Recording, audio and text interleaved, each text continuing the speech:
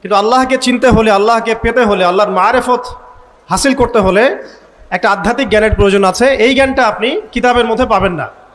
এটাকে হাসিল করতে হলে অবশ্যই আল্লাহওয়ালা বুজুর্গ মানুষদের সোহবতে আসতে হবে। ঠিক যেমন নবী মুসা আলাইহিস সালামকে আল্লাহ রাব্বুল আলামিন বলেছিলেন, তোমার চেয়েও জ্ঞানী মানুষ পৃথিবীতে আছে। সূরা কাহাফে বিস্তারিত ঘটনা আছে, এতটা বলার সময় এখানে নাই, আপনারা পড়ে নিতে পারবেন। মুসা আলাইহিস সালাম যুগ যুগ সফর করেছেন সেই ব্যক্তিকে পাওয়ার জন্যে যাকে আল্লাহ রাব্বুল আলামিন তার পক্ষ থেকে খাস করে জ্ঞান দিয়েছেন। সেই ব্যক্তির নাম খিদর আলাইহিস সালাম। তিনি এমন কিছু দেখছেন খিদর আলাইহিস সালাম যেটা মুসা আলাইহিস সালাম বুঝতে পারছেন না। মুসা আলাইহিস সালাম নবী হওয়ার পরেও বুঝতে পারছিলেন না কেন নৌকা ফুটা করা হচ্ছে, কেনই বা বাচ্চাটাকে হত্যা করা হলো, আর কেনই বা দেয়ালকে নির্মাণ করা হলো।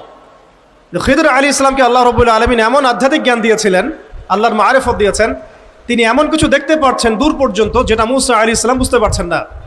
হাদিসের মধ্যে তো এটাও এসেছে সেদিন যদি মুসা আলাইহিস সালাম এত প্রশ্ন না করতেন তাহলে হয়তো আরও অনেক জ্ঞান জানা যেত, কামা ক্বালা আলাইহিস সালাম। এই কারণে আমি তরুণ প্রজন্মকে নসিহত করতে চাই, দিনই ইলম অর্জন করছি, মাশাআল্লাহ, বই পুস্তক পড়ছি, অনেকে অনেক প্রতিষ্ঠানেও পড়ছেন, তবে অবশ্যই মাথার উপরে মুরব্বী ওলামায়ে কেরামদেরকে রাখতে হবে।